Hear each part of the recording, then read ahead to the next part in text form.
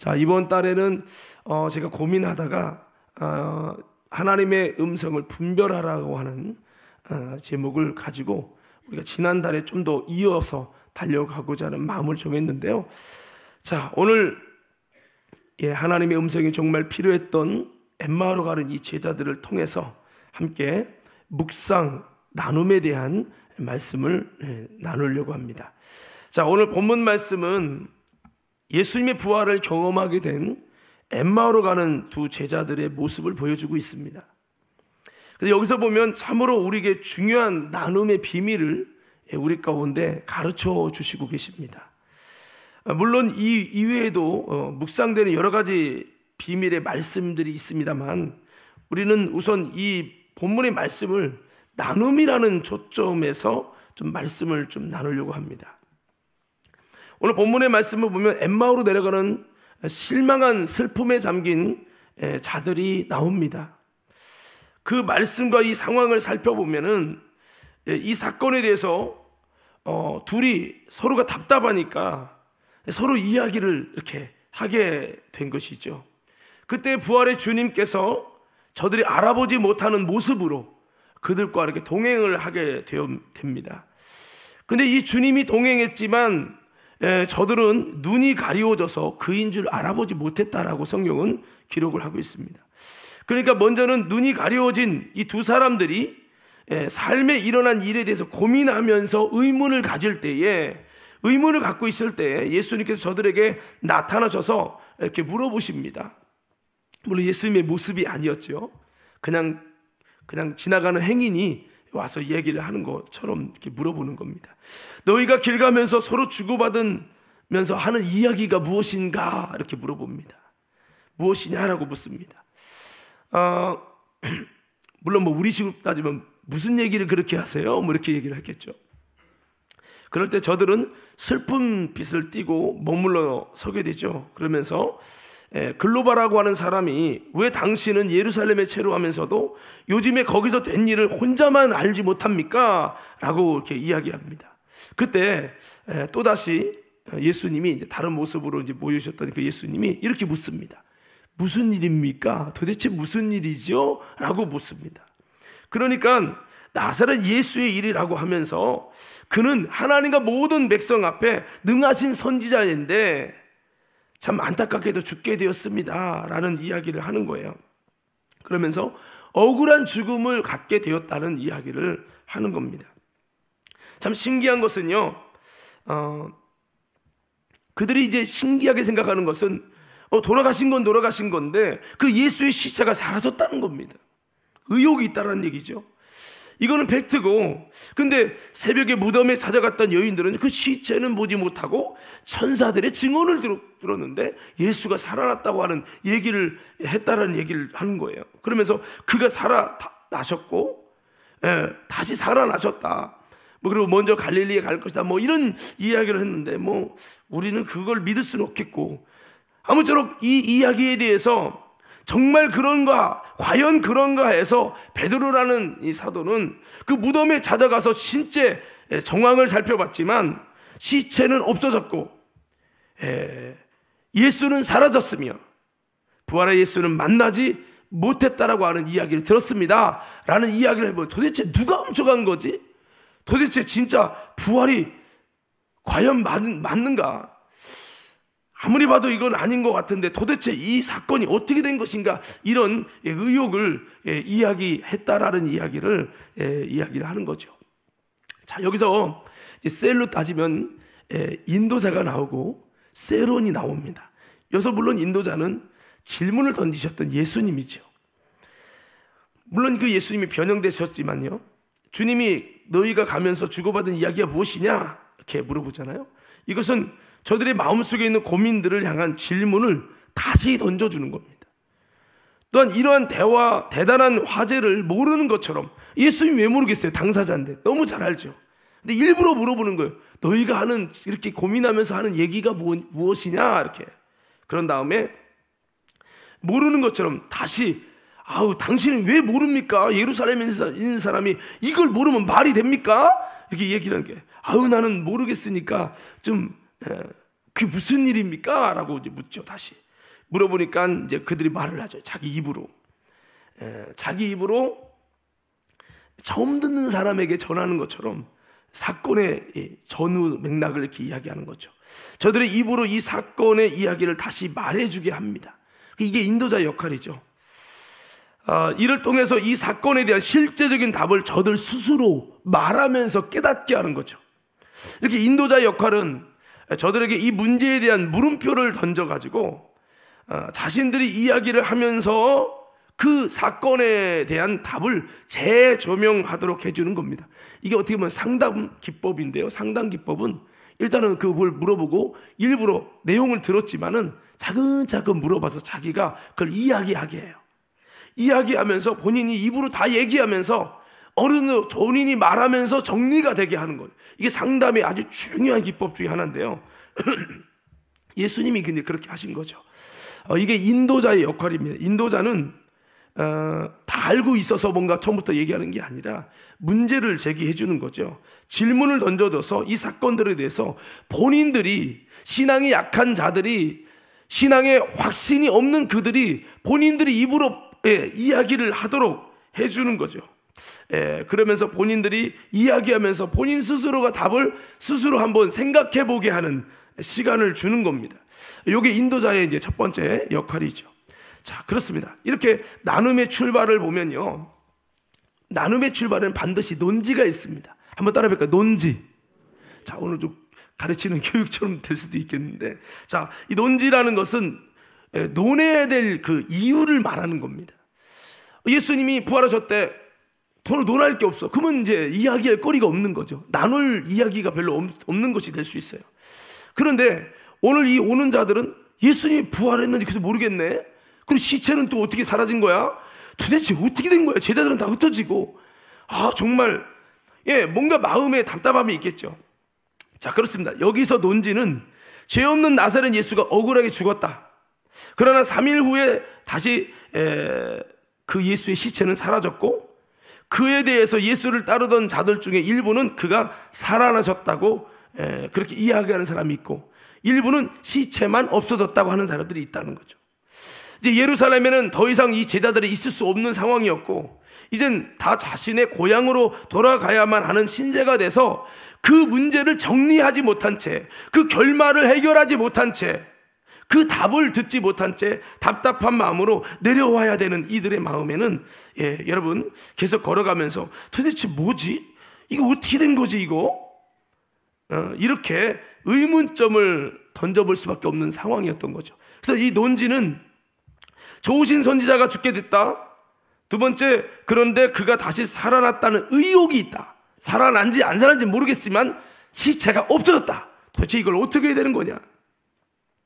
나는 이 문제를 지금 해결할 수 없지만 도대체 이 문제에 대한 물음표의 해답이 뭘까라고 하는 이 부분입니다. 이게 바로 논지죠.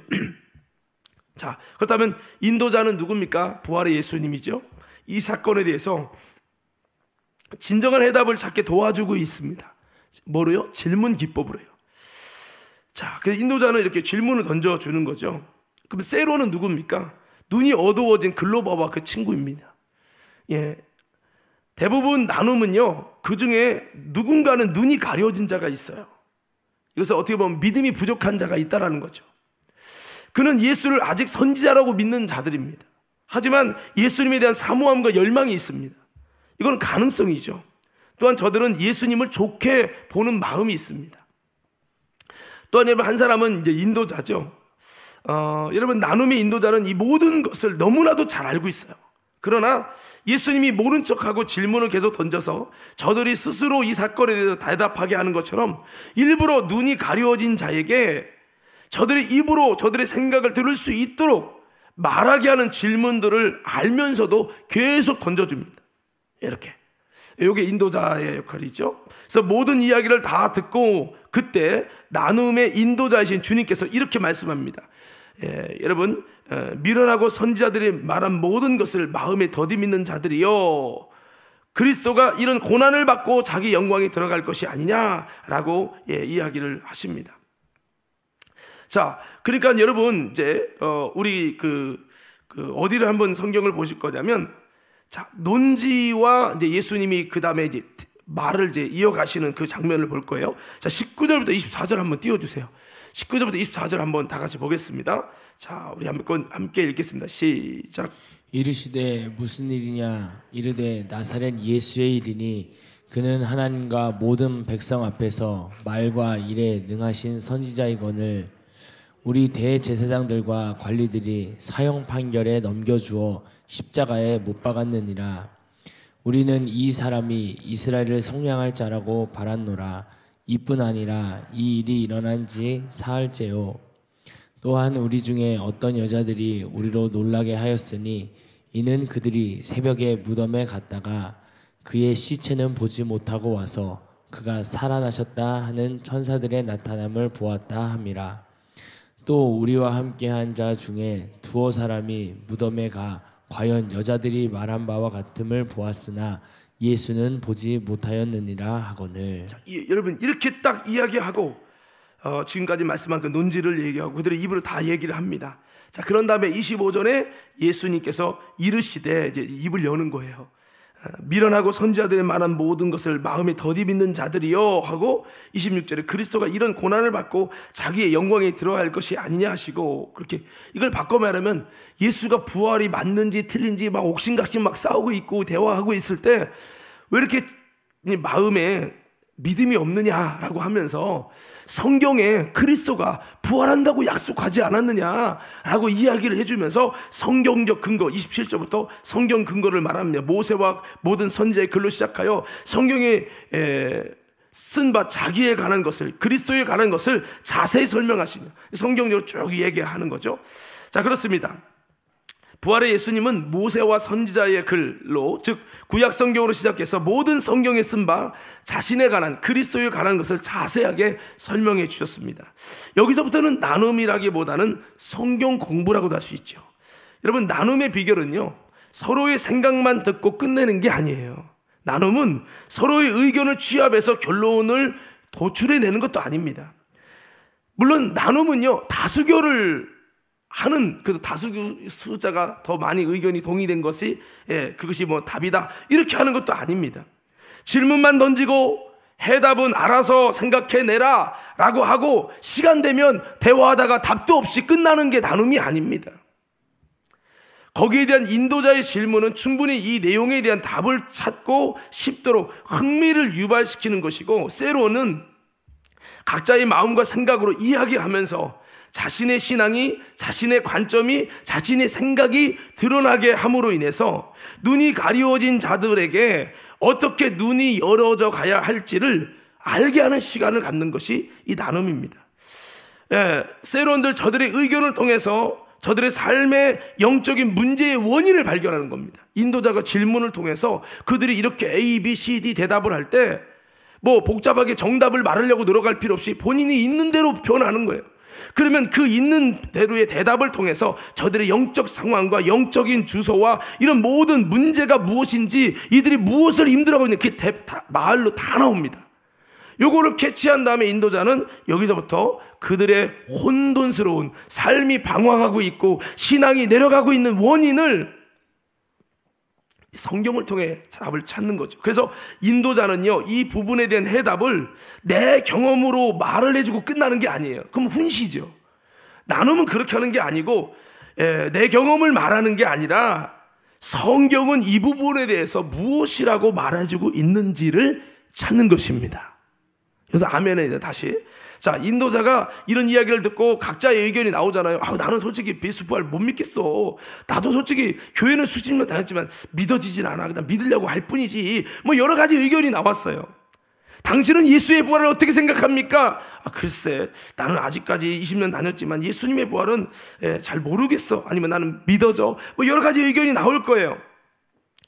그러면 이 부분에 대해서 내 경험을 말하고 끝나는 게 나눔이 아니고, 인도자는 이제는 질문을 던졌다면 이제는 답을 찾는데 내 생각을 말해줘서 답을 가르치고 훈계하는 방식이 아니라 성경은 이 부분에 대해서 무엇이라고 말하는지, 예수님의 기법은 모세의 글과 선지자와 시편의 모든 성경이 그리스도에 대해서 뭐라고 말해주는지, 너희가 그래 궁금하지, 답답하지, 답을 못 내리고 있지, 그럼 성경은 뭐라고 얘기하고 있는가, 이 부분을 쭉 풀이해 준 거죠. 그래서 성경은 무엇이라고 말하고 있는지를 찾아주는 거, 이게 이제 인도자의 역할인 거죠. 여러분, 그렇습니다. 그래서 선지자는 뭐라고 이 부분에 말하고 있는지, 모세는 뭐라고 말하고 있는지, 모든 성경은 그리스도에 대해서 뭐라고 예언하고 있는지를 자세히 설명하는 거죠. 물론 이 부분에서는 인도자가 제2의 설교를 하는 것처럼 느낄 수 있지만, 이것은 철저히 성경을 통해 답을 찾게 해주는 것입니다. 제가 이렇게 여러 가지 세미나도 받고 그렇게 하다 보니까 지난번에 알파 교육을 받았어요. 우리 과림교회도 알파를 하셨죠? 알파는 원래 신앙인들이 하는 게 아닙니다. 불신자, 예수를 예자도 못 들어본 사람들을 데려다가 불신자를 대상으로 하는 게 알파 교육이에요. 그런데 이제 알파 교육을 하다 보니까 배우는 나눔법을 배워요. 그러니까 뭐라고 하냐면, 절대 그들에게 설교하지 마라. 성경의 지식을 가지고 뭔가 가르치려고 하지 말라. 이게 알파 교육의 굉장히 중요한 핵심이에요. 여러분, 그런데요, 이 알파 교육을 하다 보면 어떤 잘못된 것이 형성되냐면, 일반 성경 공부 나눔에도 알파가 적용되려고 그래요. 여기서 굉장한 큰 오류를 만들게 됩니다. 뭐냐면, 인도자는 성경의 말씀을 여러분 뭔가 이렇게 나중에는 답을 찾아가는 일에 성경을 통해 찾아가게 해주는 역할을 해줘야 되거든요. 그러니까 누군가는 눈이 가려진 자가 있고, 누군가는 정말 그리스도를 만나서 눈 떠진 사람이 그 부분의 답을 찾아주는 역할을 해주는 인도자, 예수님 같은 역할을 해주는 사람이 있어야 되는데, 알파에서는 그걸 절대 하지 말라고 말을 합니다. 왜? 불신자들에게 처음부터 그걸 얘기하면 안 되니까요. 그런데 이거는 불신자에 해당할 때는 맞아요. 그런데 여러분, 모든 나눔에서 알파 교육처럼 하면요, 굉장히 문제가 심각해집니다. 제가 보니까